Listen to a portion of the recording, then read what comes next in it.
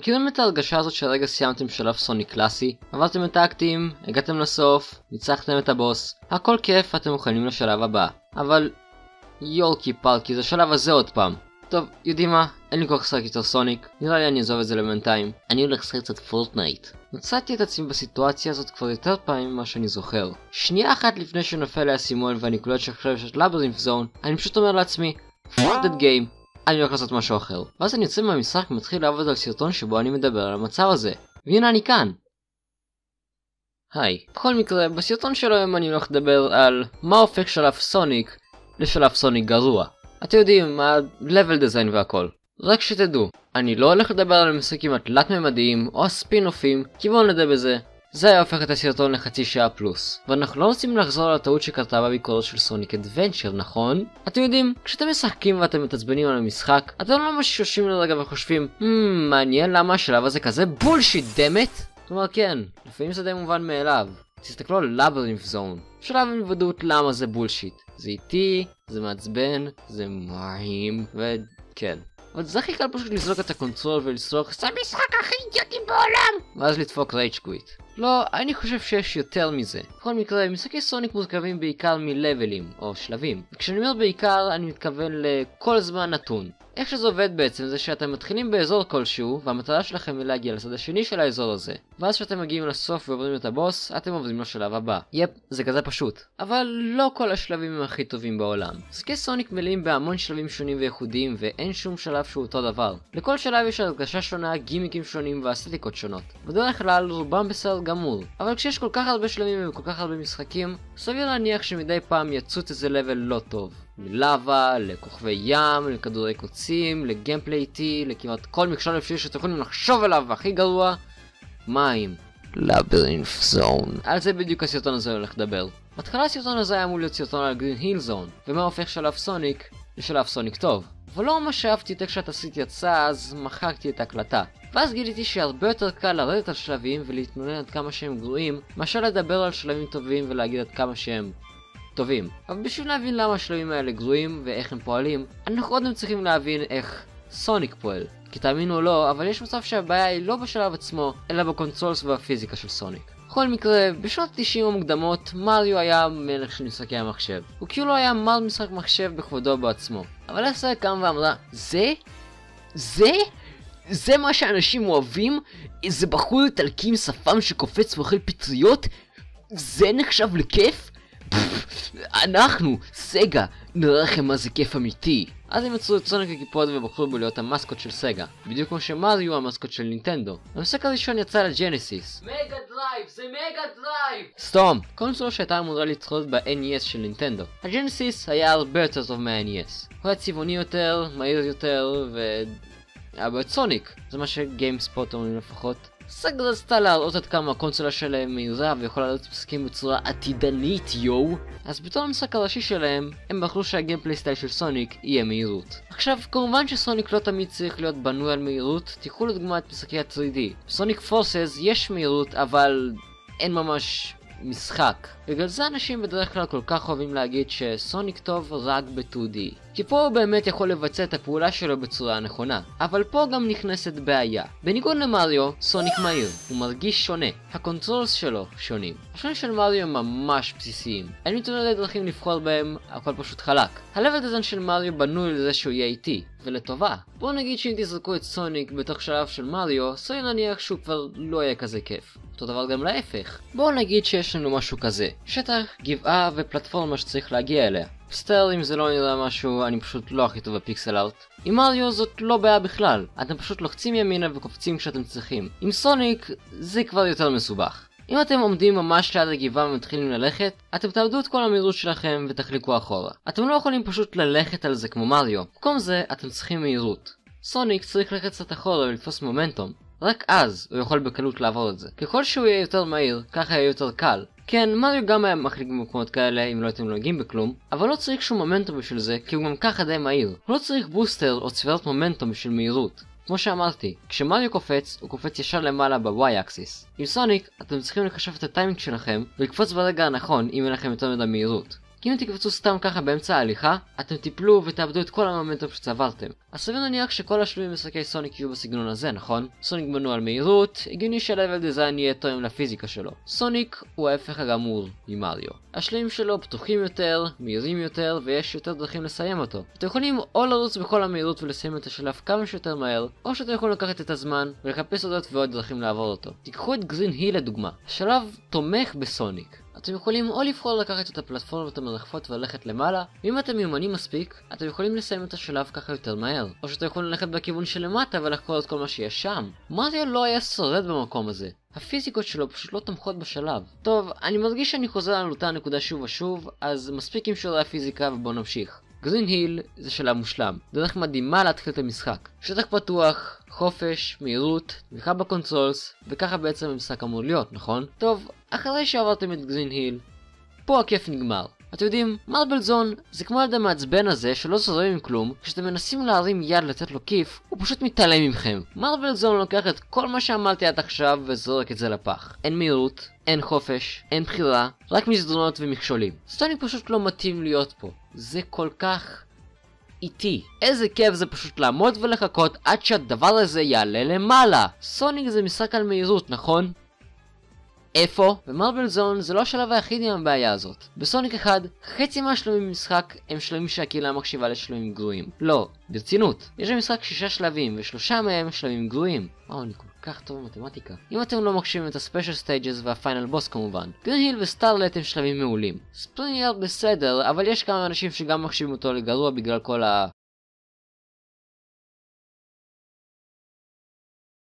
אבל בכללי, השלב לא כל כך נורא. יש פה די הרבה מהירות, כאילו, חוץ כן. אבל מצד שני, יש לנו מרבל זון, סקראב בריין זון, וכמובן, לברינף זון.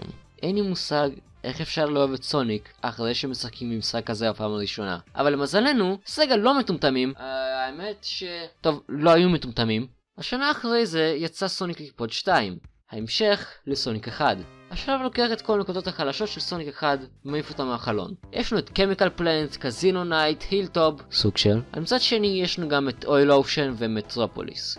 בוי, למה? גם בסוניק 3 וסוניק CD יש כמה שלבים לא משהו. אבל בשביל הסרטון הזה אני הולך לשים את כולם בצד ולדבר רק על השלב העיקרי שמייצג את כל השלבים הגרועים בסדרה.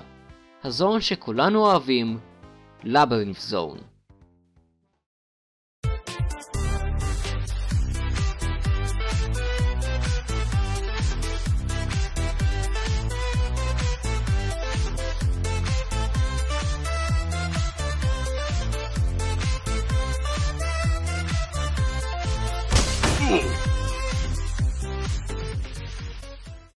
אני באמת צריך להסביר למה זה לבל לא טוב, כלומר זה מה שהכותרת של הסרטון אומרת, אז כנראה. לברינף זון זה שלב מים של סוניק 1, אז אתם כבר יודעים שזה הולך להיות שלב רע. לברינף זון פשוט דוחף את כל מה שרע במשחקי סוניק לתוך ערימה אחת. תוך ערימה אחת גדולה ומסריחה. יש כל כך הרבה דברים שהם לא בסדר בזון הזה. למען האמת יותר מדי בשביל שאני אוכל לעבור עליהם בצורה ידנית. אז תדעי מה? בואו פשוט נעבור עליהם אחד אחד בצורה מסודרת, כדי שאוכל להבין בדיוק מה לא בסדר עם השלב. דבר ראשון,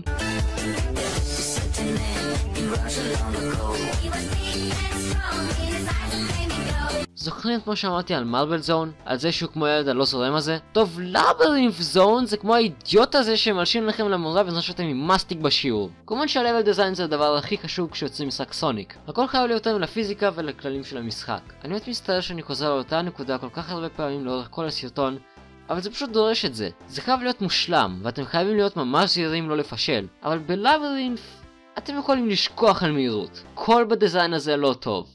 מהשטח, למכשולים, לפלטפורמות, לפאזלים, לאויבים ולהכל. דם, איפה אני אפילו מתחיל? בהתחלה כנראה. כששלב מתחיל אתם ישר קופצים לאקשן. בדרך כלל בשלבים הקלאסיים, כשאתם מתחילים את השלב, המשחק נותן לכם קצת זמן להכיר אותו. אתם יודעים, קצת שטח בשביל להתרגל לקונסולס, טבעות, אולי גם קצת גימיקס, ולברינף זון גם מנסה לעשות את אותו הדבר. אבל במקום שטח, תוקעים אתכם בתוך מסדרון עם מדרגות ומים. השלב רוצה להראות לכם את כל הגימיקס והדברים שאתם עומדים להתקל בהם ב10 שניות הראשונות של השלב. אז הוא נותן לכם בדרכה קטנה שאתם תוכלו לרוץ ולכמה זמן. כי זה די נחמד למען האמת. להראות לשחקן על מה השלב הזה הולך להיות. אחר כך יש לכם את הבאניקים המטומטמים האלה שנדבר עליהם אחר כך. אבל בכל מקרה, ה-level design. בניגוד לזונים הטובים, כשהשלב פתוח ואתם יכולים להסתובב בחופשיות בכל האקט, לברינת' זון נמצא בתוך מסדרון אחד ענקי. אתם תקועים בתוך חדר סגור, פשוט עושים את מה שהשלב אומר לכם לעשות. וזה שהשלב סגור, זאת אומרת שסוניק לא יכול לתפקד כמו שהוא אמור לתפקד. כל הקירות האלה מסביבו. אין שום חופש לסוניק, אין זכות בחירה, אין דמוקרטיה. פלין. זאת לא בעיה היחידה ב-level design. בכל השלבים האחרים השטח די נקי. אתם יוצאים בצורה חלקה בזמן שאתם קופצים על ספרינגים ורצים בטבעות ולופים. בלברינת' זון זה לא ככה. במקום שיהיה לכם שטח נקי לרוץ בו, הרצפה מלאה במדרגות וזה מזכיר יותר משהו כזה.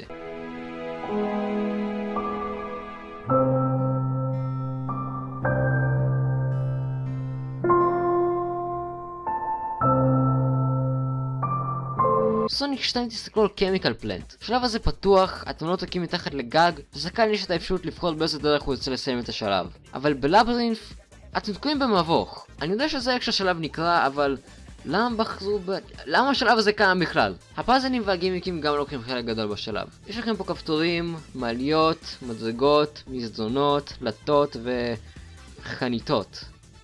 יש כל כך הרבה פאזלים שמתמקדים על לחיצת כפתורים עם דלתות. זה או שאתם רצים במסדרון סגור עם רובוטים מכשולים, או שאתם מתרוצצים בתוך חדר סגור עם כפתורים ודלתות. תסתכלו שנייה על המפה של האקט הראשון. אתם מתחילים במנהרה, יוצאים לתוך חדר, יוצאים, ממשיכים במסדרון, נכנסים לעוד חדר הפעם עם פאזל, מסדרון, חדר עם מעליות, מסדרון, עוד חדר עם מעליות, מסדרון וסיימתם. וזה עוד לא הדבר המרכזי שמעצבן אותי בשלב. מה שמוביל אותי לנושא הבא.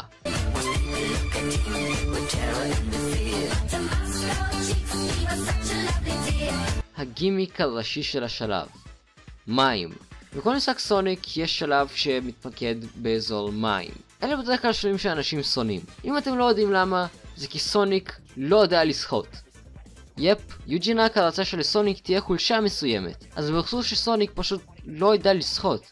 וכן, ככה הגענו למצב הזה. סוניק בקושי יכול לרוץ במים. זה מרגיש שהמשחק יורד פתאום ל-15 FPS. זה לא כאילו שהשלב הזה כבר מספיק איטי. לא רק זה, אלא גם שלשחקן יש זמן מוגבל שהוא יכול להיות שם. אם אתם מתחת למים יותר זמן ממה שאתם אמורים להיות, הטיימר הזה בצד יתחיל, וכשהוא יורד ל-0, סוניק טובע. הדרך היחידה שאתם יכולים למנות בחזרה את הטיימר הזה היא בעזרת הבועות האלה. ואם בשלב מפוזרים מאגרי בועות שמדי פעם צצה משם בועת אוויר. וכן, אתם כבר יכולים לעשות אחד ועוד אחד ולהבין למה זה לא טוב. אתם תמצאו את עצמכם 20% מהשלב מתחת למים מנסים למצוא בועה. בזמן שאתם פותרים פאזלים, בזמן שאתם מתחמקים עם מכשולים, בזמן שהכל רץ על slow motion. כשאתם סוף סוף רואים את האוויר הצח בחוץ ויש לכם את הרגשה הזאת של ניצלתי.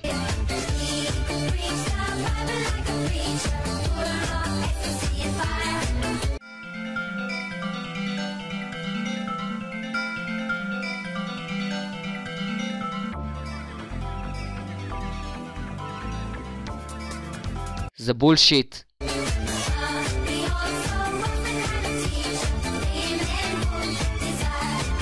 בהתחלה של השלב, אחרי שסיימתם להתרחץ במים, אתם קופצים ווואו! מה קרה רגע? כן, ככה הזון מנסה להציג את הבדניק הראשי של השלב. תכירו את בוזו בוט. הדבר הזה מחכה לכם מתחת לאדמה וכשאתם מספיק קרובים אליו, הוא קופץ לשם בלי שתשימו לב. בהמשך אתם מתקלים בעוד אחד, ובעוד אחד. זה 200 כאלה בכל השלב. אז מה שהשלב מצפה שתעשו זה שתבחינו בו, תעצרו ואז תקפצו עליו. אבל אני לא יכול לעשות את זה כי הפעם הראשונה שאני משחק בזה אין לי שום מושג שהוא שם. זה מה שנקרא קושי לא הוגן. וכשאתם יכולים להאשים את המשחק ורק את המשחק. אוקיי, לפני שאני נותן עוד בוקס למסך בוא נעבוד לבוט.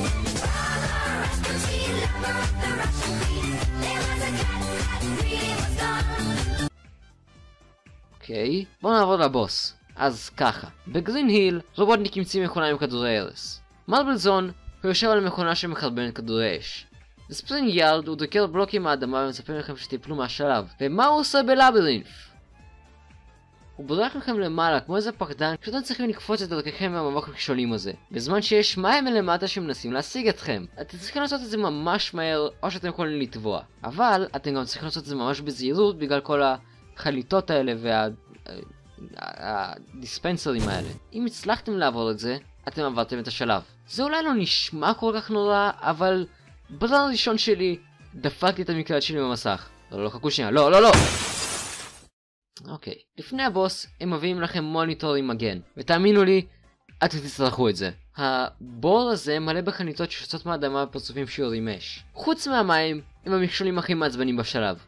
נכון, אבל יש פה מים. אין איזשהו זמן מסוים שהדברים האלה יוצאים. זה עניין של מזל אם הגעתם לשם כשהחנית בתוך הקיר או כשהיא בחוץ. אם הגעתם למקום שהחנית בתוך הקיר, אין שום בעיה ואתם יכולים להמשיך. אבל אם היא עדיין בחוץ, אתם תצטרכו לעמוד ולחכות כמה שניות עד שהשטח יהיה נקי. מה הבעיה בזה?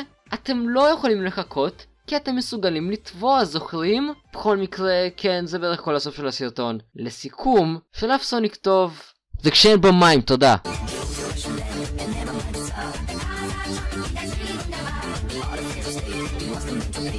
אוקיי, טוב, עכשיו רצינות. לסיכום, מה שהופך שלב סוניק לשלב סוניק גרוע, זה שהוא פשוט לא תומך בסוניק.